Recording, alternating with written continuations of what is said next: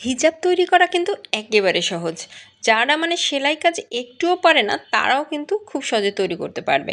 আর বেবিদের হিজাবে কিন্তু ফিতা দিলে ওরা না খুলে ফেলে। তো আজকের হিজাবটা আমি রবার দিয়ে তৈরি করেছি এবং মুখের এইখানে এলাস্টিক দিয়ে রাখার কারণে খুব ইজিতে কিন্তু ফিটিং হয়ে যাবে এবং এরা নিজেরাই খুব সহজে ক্যারি করতে পারবে এবং খুলে যাওয়ারও কোনো ভয় থাকবে না। দেখেন আমার বেবিটা হিজাবটা পেয়ে কতটা খুশি হয়েছে, আর দেখতেও মাশাআল্লাহ খুবই দারুণ লাগতেছে। আর হিজাবটা কিন্তু অসম্ভব রকমের দেখেন সুন্দর হয়েছে। আর পিছনটা দেখেন আমি এমনভাবে কেটেছি যেন উপরের দিকে উঁচু হয়ে না থাকে। তো চলেন আমি কিভাবে করলাম খুব সহজে আপনাদের বুঝিয়ে দিচ্ছি। যারা সেলাই কাজে একেবারে নতুন, একবার দেখলেই খুব ইজিতে পেরে যাবেন আপনারা। তো এইটা কিন্তু 1.5 গজ কাপড় হলে হয়ে যায়, তার কম হলেও হয়, যে যার বেবির মেজারমেন্ট অনুযায়ী নেবেন। এটা আমার প্রায় 4 থেকে আপনি 6 বছরের বেবির জন্য করতে পারবেন। আমি এই যে সাইডটা প্রথমে কেটে বাদ দিয়ে নিলাম, কারণ পাড়ের অংশটা কিন্তু আপনার ওই যে মাঝে মাঝে ছিদ্র থাকে, তো বাদ দিয়ে নেওয়াটাই আমি মনে করি ভালো। তো আমি এখানে এই যে স্ক্রিনে দেখিয়ে দিলাম যে 27 ইঞ্চি পরিমাণ নিয়েছি।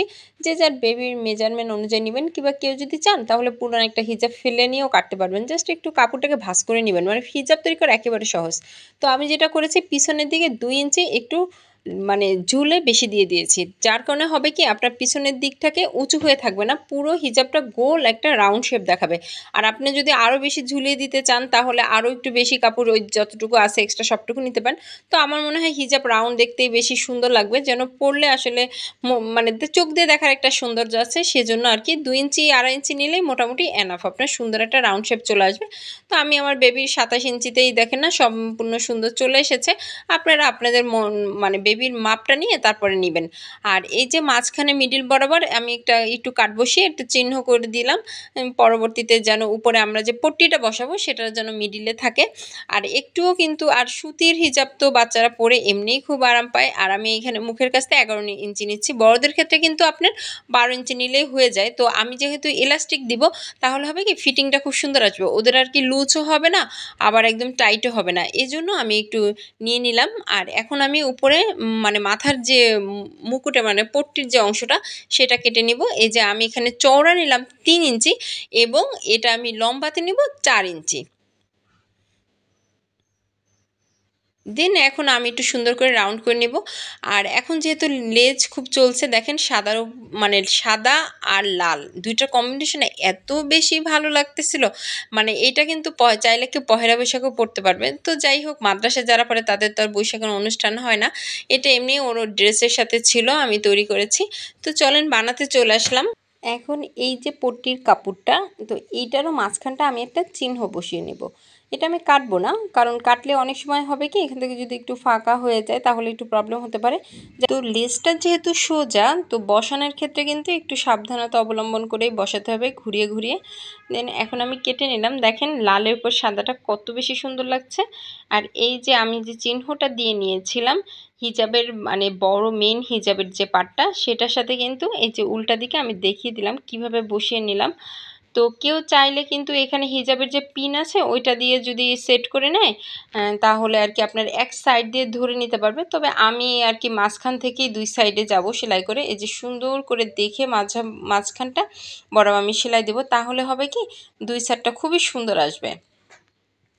কারণ যে কোনো জিনিসের সৌন্দর্য ফিনিশিং কিন্তু একটু একটু করেই বাড়ে।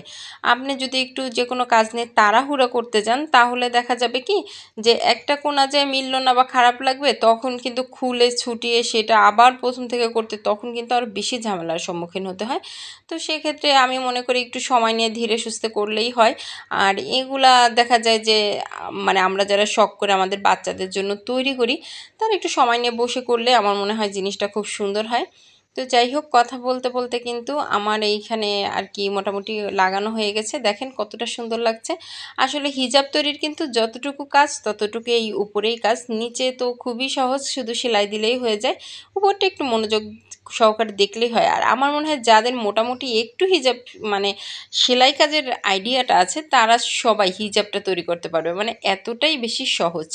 কিন্তু তারপরে বাচ্চাদের যে কোনো জিনিস দেখতে করতে কিন্তু ভালো লাগে। আর যারা একেবারে নতুন তারা তো আসলে বুঝে উঠতে পারে না কীভাবে কী করব। বেসিক্যালি আমার ভিডিওগুলো কিন্তু তাদের জন্যই সাজানো।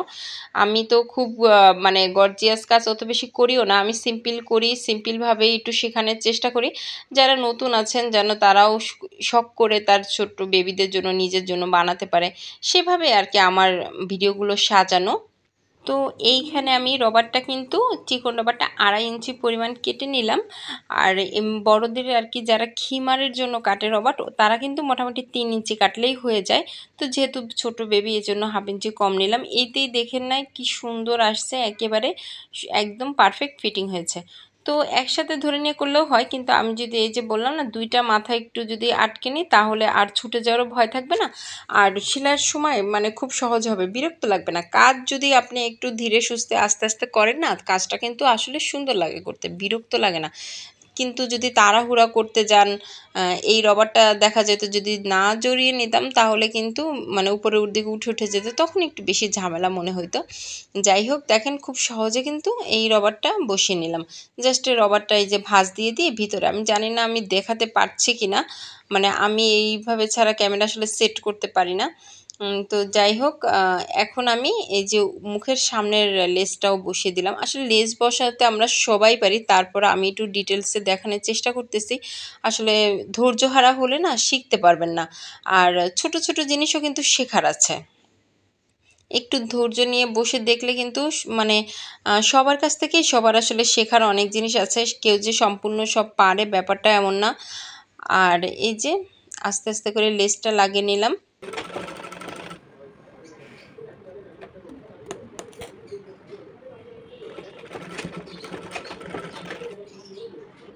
যাই হোক, সালোয়ারে কিন্তু কঠিন কাজটা সম্পূর্ণটাই কমপ্লিট। আমি এখন সুতাটা একটু চেঞ্জ করে নিয়ে উপরের এই যে লেসটা দিয়েছি মাথার উপরে যেটা থাকবে ওটা একটা সাদা, উপরের পাশে সাদা দিয়ে নিচে লাল সুতাই আছে ববিনে, একটা চাপ সেলাই দিয়ে নিলাম। কারণ না হলে দেখা যাবে কি উঠে উঠে আসবে।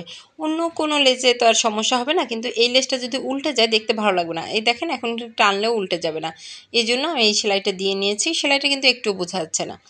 আর যারা এই নিচের রাউন্ড সেলাইটা একবারেই আর কি 2বার ভাঁজ দিয়ে সেলাই দিতে পারেন তারা তো পারেনি। তবে আমি কিন্তু এটা 2বারে দিই, মানে প্রথমে একবার মানে ভাঁজ দিয়ে একবার সেলাই দিই, দ্বিতীয়বারে আবার দিই। তাহলে হয় কি, সুতা অনেক সময় দেখা যায় কি জানেন, এইটার যেহেতু একটু রুমাল সাইটের মতো কাটা, মানে অনেক সময় না মানে সেলাইয়ের পাশ থেকে দেখা যায় সুতা সুতা বের হয়ে যায়। তো এইভাবে যদি একটু ডাবল দিয়ে নিই তাহলে আর কোনো ভয় টেনশন কিছুই থাকবে না এবং ফিনিশিংও খুব ভালো আসে। এই যে আমি ছোট ছোট করে ফুলগুলা ছুটে নিলাম, এটা কিন্তু বকুল ফুল লেস বলে। দেখেন একদম বকুল ফুলের মতো লাগছে না ফুলগুলা, কিন্তু খুব দারুণ লাগে। আর সুই সুতা দিয়ে সবাই বসাইতে পারে, কিন্তু আমি যেভাবে দেখাচ্ছি এভাবে বসাইতে কিন্তু আপনার খুব ইজি হবে। এই যে উল্টা দিক থেকে সেলাই করে নিলাম, দেখেন একটা ফুল বসাতে 1 মিনিট সময় কিন্তু লাগে না সত্যিকার অর্থে। আমি এই সম্পূর্ণ ফুলটা কিন্তু 15 থেকে 20 মিনিটের মধ্যে আমার আর কি টোটাল ফুলগুলো বসানো হয়ে গেছে। আমি অনেকগুলো ফুল বসাইছি তাও।